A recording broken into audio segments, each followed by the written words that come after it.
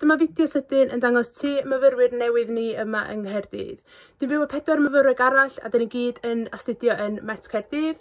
Nath ni gyd symud fewn ar Awst y cynta yn barod at yn ail flwyddyn o astudio yn y Brifysgol.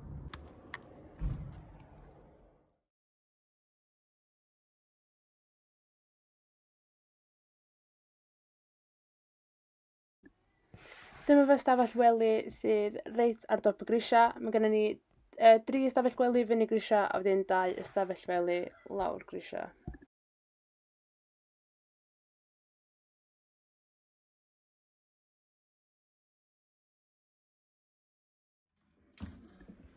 A dyma'r gegin.